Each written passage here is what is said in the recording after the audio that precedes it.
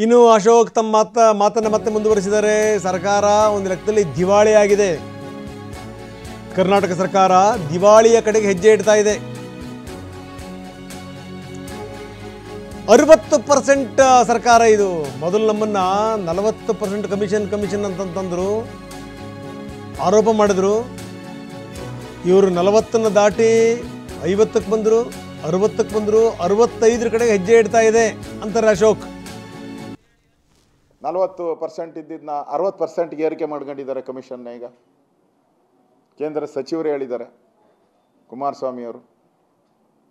ಈಗ ಅದನ್ನೇ ಇನ್ನಷ್ಟು ಜಾಸ್ತಿ ಮಾಡ್ಕೊಳಕ್ಕೆ ಏನೋ ಪ್ಲಾನ್ ಮಾಡ್ತಾ ಇದ್ದಾರೆ ಅಂತ ಸುದ್ದಿ. ಯಾಕೆ ಈ ಬೆಲೆ ಏರಿಕೆ ಆದಮೇಲೆ ಇದ್ರದ್ದಾಗಿದೆಯಲ್ಲ, ಟ್ರಾನ್ಸ್ಪೋರ್ಟ್ದು ಏರಿಕೆ ಆಯಿತು, ಆಲ್ಕೋಹಾಲು, ಹಾಲು ಏನೇನಿದೆ ಎಲ್ಲ ಏರಿಕೆ ಆದಮೇಲೆ ನಮ್ಮದು ಏರಿಕೆ ಆಗಬೇಕು ಅಂತೇನು ಇನ್ನೊಂದು 5% ಎಕ್ಸ್ಟ್ರಾ ಮಾಡ್ಕೊಳಕ್ಕೂ ಹೋಗ್ತಾ ಇದ್ದಾರೆ. ಒಟ್ಟಾರೆ ರಾಜ್ಯ ದಿವಾಳಿ ಆದರೂ ಕೂಡ ಕಾಂಗ್ರೆಸ್ ಅವರ ಲೂಟಿ, ಈ 60% ಕಮಿಷನ್ ಲೂಟಿಯಿಂದ ಮುಂದಿನ ದಿನಗಳಲ್ಲಿ ಈಗಾಗಲೇ ಕಾಂಟ್ರಾಕ್ಟ್ಗಳು ಮೊನ್ನೆ ಗುಲ್ಬರ್ಗಾದಲ್ಲೂ ಆಯಿತು. ನಿಷ್ಠಾವಂತ ಅಧಿಕಾರಿಗಳ ಆತ್ಮಹತ್ಯೆಗಳು ಮಾಡ್ತಾ ಇದ್ದಾರೆ. ಸರಣಿ ರೀತಿ ಆತ್ಮಹತ್ಯೆ ಆಗ್ತಾ ಇದೆ. ಈಗ ಕಾಂಟ್ರಾಕ್ಟರ್ಗಳ ಸರದಿ ಬಂದಿದೆ ಆತ್ಮಹತ್ಯೆ. ಈಗ ಆತ್ಮಹತ್ಯೆಗೆ ಅರ್ಜಿ ಹಾಕೋಣ ಅಂತ ಕಾಲ ಬಂದುಬಿಟ್ಟಿದೆ.